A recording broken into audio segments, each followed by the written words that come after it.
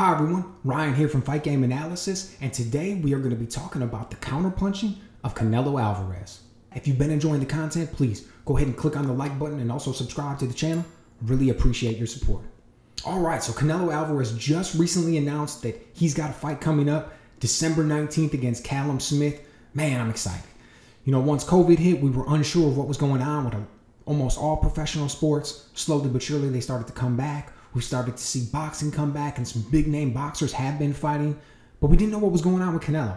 Now, personally, I'm a huge Canelo fan, so I always want to see what's next for him, what's on the horizon, who he's talking about fighting. So once he announced that he was fighting Callum Smith and that it was right around the corner, December 19th, I was super excited.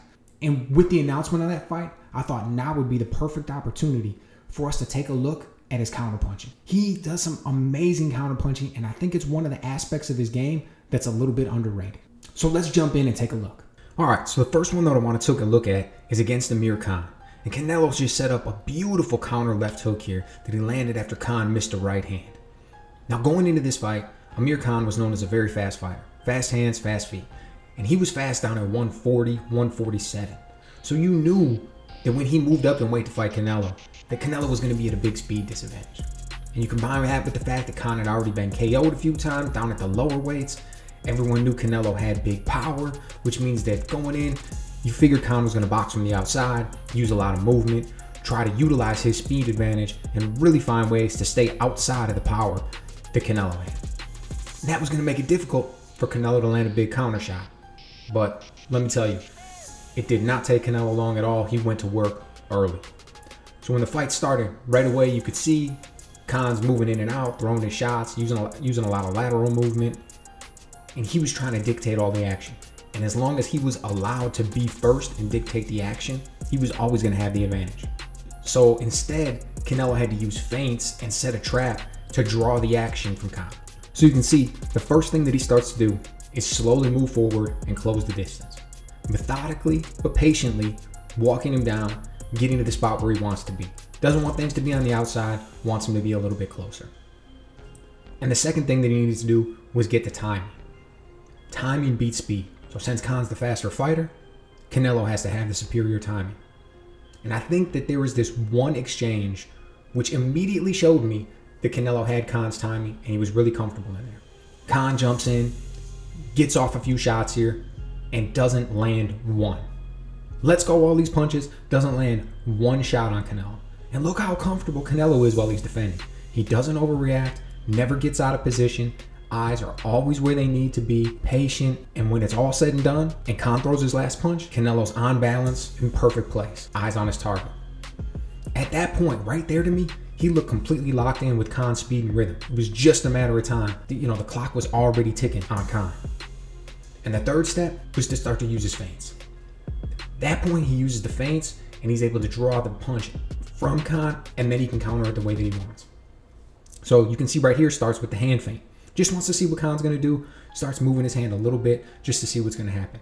And then right here is his first real step.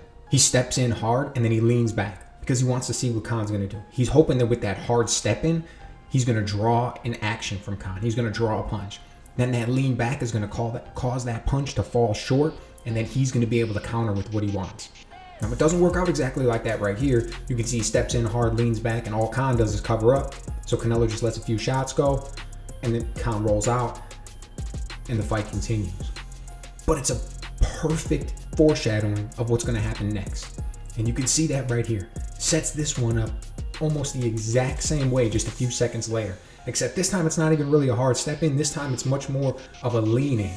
And he kind of just leans in, leans back, and Khan just falls for it. Throws out a right hand that falls short, and Canelo just counters him with a beautiful left hook right on the button. Now, the next one I want to take a look at was against Kirkland. Now, Kirkland was known for being highly aggressive, so going into this fight, you just knew that there was going to be some great opportunities for Canelo to highlight his counterpunching. At this point in the fight, this specific exchange that I want to look at, Kirkland was already hurt, so Canelo really didn't have to do too much to set this shot up. All he had to do was utilize his fight IQ, taking advantage of what another guy does wrong, without really having to put too much work in. Kirkland just had this bad habit of getting out of position.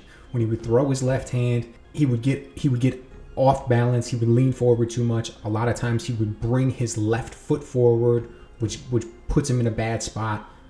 And Canelo knew all that. I'm sure he watched the tape. I'm sure his team watched the tape. So he was prepared for something like this. And you can see that when when Kirkland throws this left hand, all Canelo has to do is lean back a little bit, just get out of position. And he's just in a beautiful spot to land this right uppercut. And it's just ferocious. Perfectly timed, right on the button. Okay, now this one here is against Triple G. And I really like this one because it really shows more than just the actual counterpunch. It shows that there's so much more to it as part of an overall game plan. So the last place that you want to be when you're in there against a puncher like Triple G is against the ropes. And Canelo knows that, and he uses this shot to give himself better position. They start out, Triple G's moving forward. He's got Canelo backing up, comes in with a jab. As soon as he shoots that jab, Canelo immediately steps forward with his left foot, gets inside, closes the distance. And that's key. Now he's in close, he's inside of that jab. Fires off a quick left hook to the body, but then here's what's beautiful about it. Pivots on his left foot and rolls out so that he can get back to the center of the ring. No longer trapped up against the ropes, which puts him at a big disadvantage against a puncher like Triple G. So you look at that, just steps in hard. As soon as that jab comes, lets go of that left hook to the body, and then pivots and spins right out. Awesome ring generalship. He's not trapped anymore. And it just shows the great IQ, just one of the many tools that Canelo possesses when he steps in there in the ring. And last but certainly not least is the pull counter. Now I love the way he uses this. I would say that in recent memory, the guy who made it most popular or most famous was probably Floyd Mayweather.